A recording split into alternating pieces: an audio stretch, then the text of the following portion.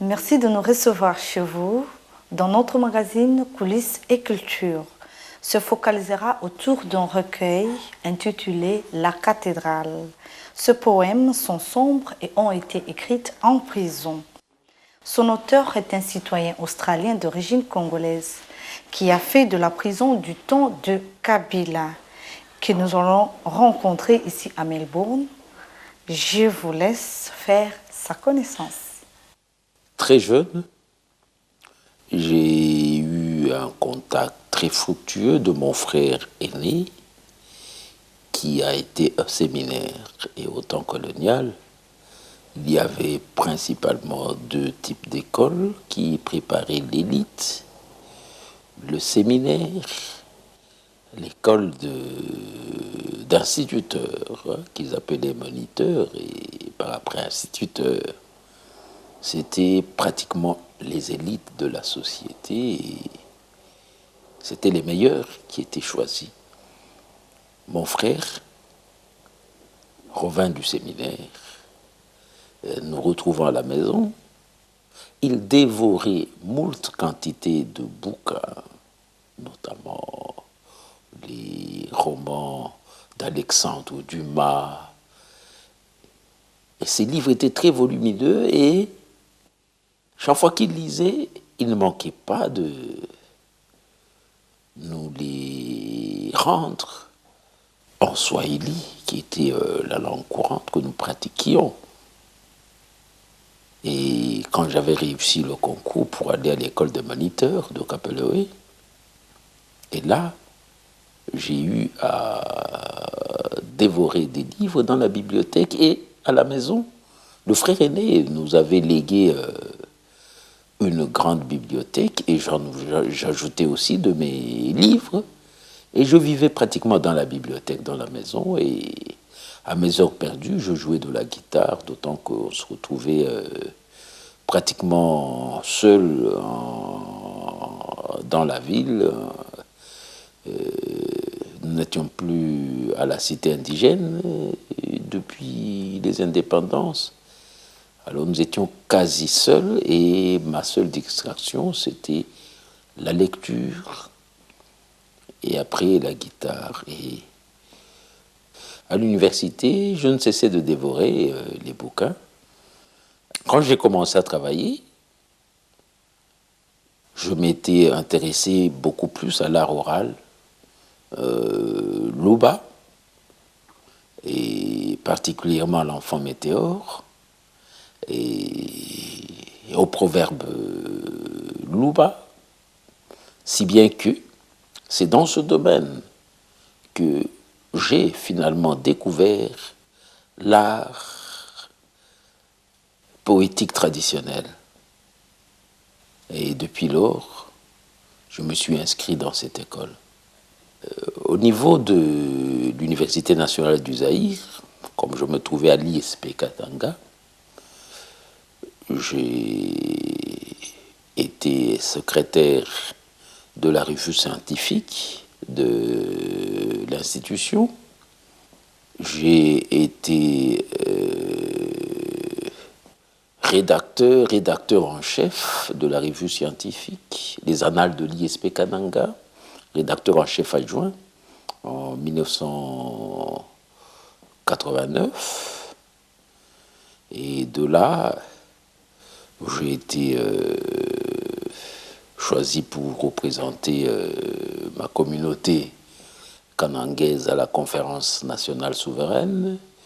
Et là, me retrouvant à Kinshasa, vu les circonstances très particulières et historiques de la transition Et comme je militais pour l'avènement d'un état de droit, le respect des droits humains et l'état de droit, j'ai pris la ferme décision d'œuvrer dans la presse, dont j'avais ma carte de presse, et j'ai travaillé au sein du Parlement, principalement aussi dans le box des journalistes et aussi dans la rue. En fait, durant toute cette période de transition et toute la période même de la prise de pouvoir de Kabila, père, tout comme de Mobutu, je m'inscrivais dans l'opposition, mais j'étais en réalité un activiste du changement. J'étais membre du comité national de l'UDPS, j'étais membre au sein de la société civile, j'étais dans les rues, travaillant à répandre les tracts dans la ville de Kinshasa, et aussi j'étais le directeur politique du journal. J'étais à l'Essor africain, j'étais à l'Ala. Avec notre invité, nous allons parler des circonstances dans lesquelles il a écrit ses poèmes. Voici le professeur et journaliste Alidor Clovis Mwamba. En œuvrant pendant plus d'une dizaine d'années dans le secteur de l'art oral Luba, j'ai travaillé aux poèmes que sont des proverbes, aux poèmes que sont des chansons épiques et particulièrement concernant les enfants exceptionnels. Et je m'intéressais particulièrement aux enfants météores. Alors j'ai dévoré des milliers de poèmes, de textes, si bien que j'ai été imprégné du style de ces textes de l'art oral Luba. Ainsi, travaillant sur les hymnes du météore, j'ai pris l'habitude de la composition en vers libre et de la technique subtile de voilement du récit. Et personnellement, mon style est agressif, qui raffole du présent du subjonctif, et des assonances et des allitérations. Je crois que ces éléments, avec le rythme, composent ce que nous pouvons appeler l'art oral négo-africain. C'est dans ce secteur que j'ai œuvré. Et le poème que j'ai publié s'inscrit dans cette écriture. Ces poèmes ont été rédigés sur base de ma mémoire.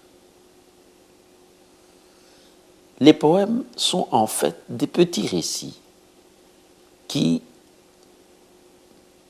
me permettaient de pouvoir les retenir jusqu'à ce qu'un jour j'ai l'occasion de tomber sur les bouts de papier et généralement des emballages de cigarettes. Et quand il y avait une possibilité de lueur dans la salle, je sautais dessus et j'écrivais, soit avec un crayon ramassé ou un petit bic,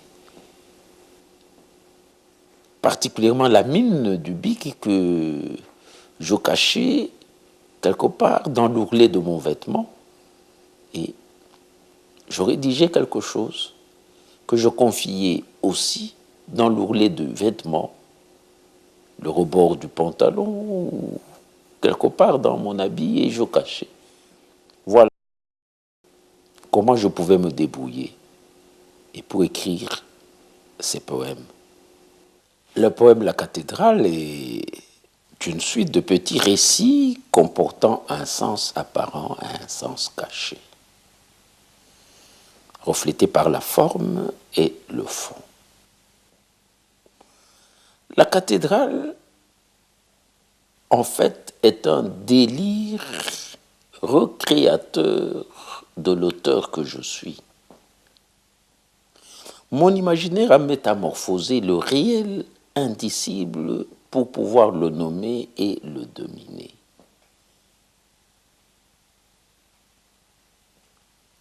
En fait, pourquoi la cathédrale? Paul, je me trouvais enfermé, relégué en prison, mais une prison de la sécurité militaire. Une prison dans laquelle on tuait tous les jours les personnes. Et moi-même, j'étais un condamné à mort.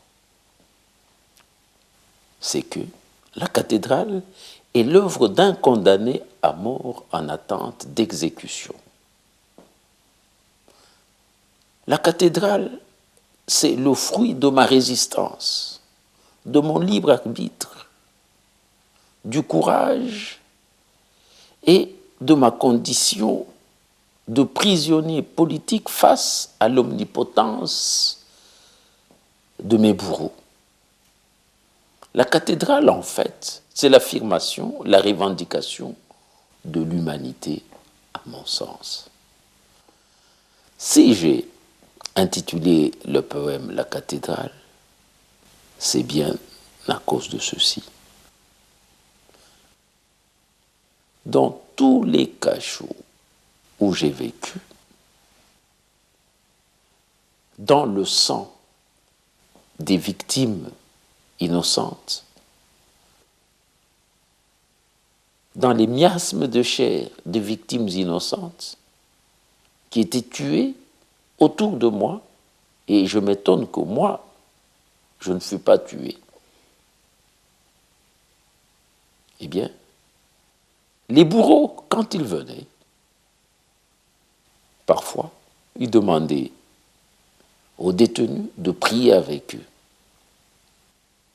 Et les mêmes bourreaux, après la prière, sortaient avec les détenus et les égouillaient. Soit, dans le cachot, les détenus eux-mêmes passent des journées entières à prier, à pleurer. Et, voulez-vous, le temps venu, on vient les enlever et on va les tuer. Qu'est-ce qui m'avait frappé? C'était de constater que j'avais affaire à des chrétiens, fut-ils catholiques, protestants, mais des chrétiens qui tuaient les autres chrétiens, des croyants qui tuaient les autres croyants. Alors, je me suis dit, on se retrouve en milieu purement religieux. Et j'ai dû baptiser alors l'état-major de la force terrestre, qui était le camp militaire lieutenant-colonel Kokolo,